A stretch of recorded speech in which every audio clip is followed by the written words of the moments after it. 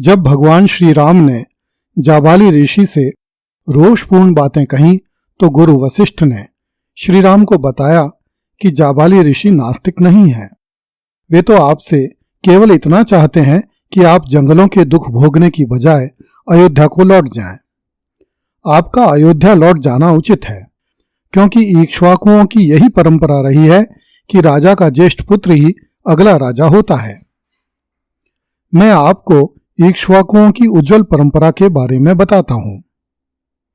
महर्षि वाल्मीकि ने श्री राम को स्वयंभू ब्रह्मा के प्रकट होने से लेकर उनके द्वारा वाराह रूप धारण करके धरती को समुद्र से बाहर निकालने, ब्रह्मा से मरीचि नामक ऋषि के उत्पन्न होने और मरीचि से कश्यप, कश्यप से मनु एवं मनु से इक्ष्वाकु के उत्पन्न होने की जानकारी दी।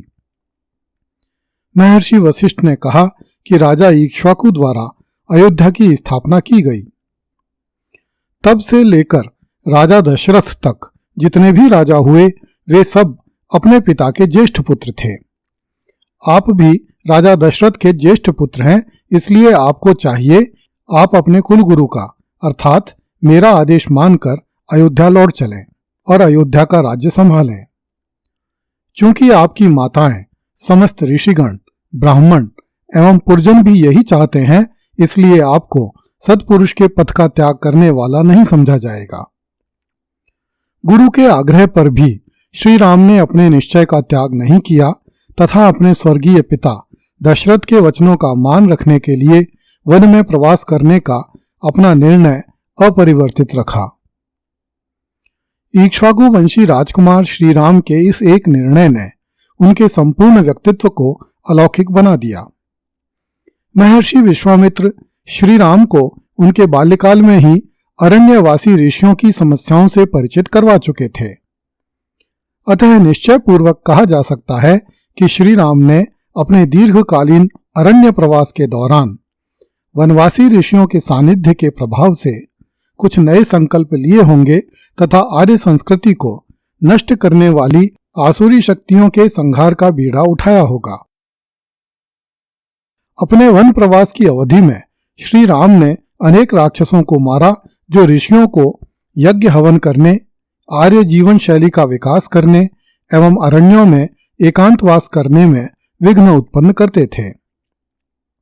इनमें से कुछ कथाओं की चर्चा हम आगामी कड़ियों में करेंगे। हम जानते हैं कि आज हमें राम कथा का प्राचीनतम स्वरूप वाल्मीकि रामायण से मिलता है। इस ग्रंथ में श्री राम का चित्रण मर्यादा पुरुषोत्तम के रूप में किया गया है। यही कारण है कि जब महर्षि वाल्मीकि श्री राम को इक्ष्वाकु वंशी राजाओं का परिचय देते हैं तो इस वंश की उत्पत्ति का उल्लेख प्रजापति ब्रह्मा से आरंभ करते हुए भी वे इक्ष्वाकु वंशी राजाओं के साथ उन चमत्कारी विवरणों का उल्लेख नहीं करते हैं जिनका उल्लेख रामायण के बाद लिखे गए पुराणों में किया गया है। महर्षि वाल्मीकि राजा सगर द्वारा सगर पुत्रों से समुद्र खुदवाने का उल्लेख तो करते हैं, किंतु पुत्रों की संख्या 60,000 नहीं बताते। फिर भी वाल्मीकि रामायण में बहुत सी ऐसी बातें हैं जो दिव्य, अतीन्द्रिय एवं अलौकिक जान पड़ती हैं। इसका कारण यह है कि वाल्मीकि रामायण का स्वरूप भी विगत 3000 सालों में पूरी तरह बदल चुका है। अब जो वाल्मीकि रामायण हमारे सामने है उस पर पुराणों का व्यापक प्रभाव दिखाई देता है। यहां तक कि वाल्मीकि रामायण के अयोध्या कांड के 109वें अध्याय में तथागत बुद्ध को चारवाकों के समान ही दंडनीय एवं चोर कहा गया है, जबकि वाल्मीकि रामायण की रचना तो महात्मा बुद्ध से सैकड़ों साल पहले की है। ऐसी स्थिति में तथागत बुद्ध का उल्लेख वाल्मीकि कृत रामायण में होना ही नहीं चाहिए था। किंतु जैसा कि हमने पहले कहा, वाल्मीकि रामायण का जो वर्तमान स्वरूप हमारे सामने है उस पर पुराणों का बहुत प्रभाव है। मूल वाल्मीकि रामायण में निश्चित रूप से श्री राम के चरित्र में शील, सौंदर्य एवं शौर्य का अप्रतिम समन्वयन किया गया होगा, किंतु श्री राम में अतीन्द्रिय अथवा अलौकिक शक्तियों का आरोपण नहीं किया गया होगा। ऐसा निश्चय ही रामायण की मूल रचना के सैकड़ों साल बाद किया गया होगा। रामायण के बाद महर्षि वेदव्यास कृत महाभारत ही ऐसा ग्रंथ है जिसमें राम कथा का विस्तार से वर्णन किया गया है। इस राम कथा को अलग ग्रंथ के रूप में भी देखा जाता है तथा अध्यात्म रामायण कहा जाता है। चूंकि महाभारत का काल आते आते श्री हरि विष्णु के अवतारों की अवधारणा पुष्ट हो चुकी थी, इसलिए अध्यात्म रामायण में श्री राम को विष्णु के अवतार के रूप में चित्रित किया गया है। वेदव्यास कृत अध्यात्म रामायण के अध्ययन से स्पष्ट होता है कि इस ग्रंथ पर वाल्मीकि रामायण का प्रभाव है, किंतु उस पर उन पुराणों का भी प्रभाव है जिन्होंने राम को अवतारी पुरुष घोषित करने का साहस दिखाया था। ऐसा अनुमान किया जाता है कि प्राचीनतम पुराणों की रचना वाल्मीकि रामायण के लगभग 500 साल बाद हुई। ब्रह्मांड पुराण तथा मत्स्य पुराण सबसे पुराने हैं।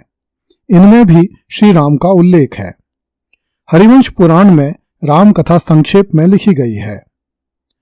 आज से लगभग 1500 साल पहले लिखे गए विष्णु पुराण में भी राम कथा का उल्लेख है। आज से लगभग 700 साल पहले लिखे गए भागवत पुराण में सीता जी को लक्ष्मी जी का अवतार बताया गया।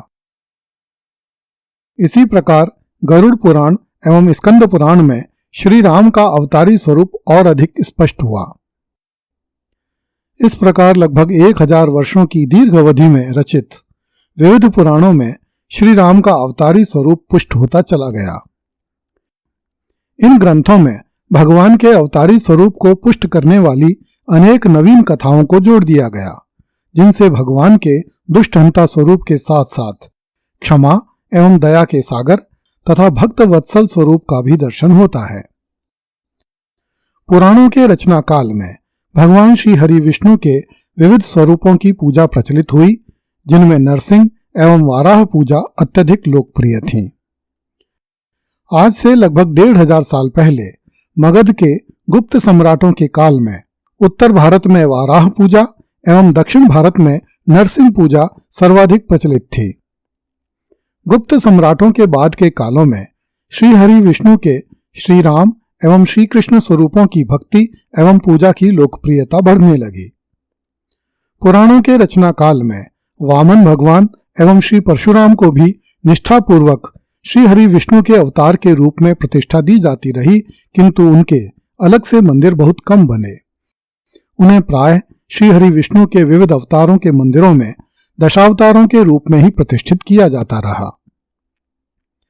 गोस्वामी तुलसीदास जी ने आज से लगभग 450 वर्ष पहले रामचरितमानस की रचना की। इस ग्रंथ में श्री राम को भगवान श्री हरि विष्णु के लौकिक अवतार के रूप में चित्रित किया गया एवं उनके शत्रुनाशक एवं भक्त वत्सल स्वरूप का इतना मनोहारी चित्र प्रस्तुत किया गया कि श्री राम भक्ति ने विष्णु भक्ति के समस्त स्वरूपों को बहुत पीछे छोड़ दिया। केवल कृष्ण भक्ति ही श्री राम भक्ति के बराबर खड़ी रह सकी। भगवान के अन्य अवतारों एवं स्वरूपों की पूजा का प्रचलन बहुत कम हो गया। गोस्वामी तुलसीदास जी द्वारा रचित रामचरितमानस की ख्याति के पश्चात श्री राम के अवतारी पुरुष होने का विश्वास इतना पुष्ट हो गया कि उस काल में कदाचित ही ऐसा कोई हिंदू बचा था जो श्री राम को लौकिक पुरुष मानता हो या जिसे श्री राम के विष्णु का अवतार होने पर संदेह हो। इक्ष्वाकु वंशी राजकुमार श्री राम के अवतारी पुरुष बनने की प्रक्रिया को समझने के लिए हमें विभिन्न पुराणों का ही अध्ययन करना होता है।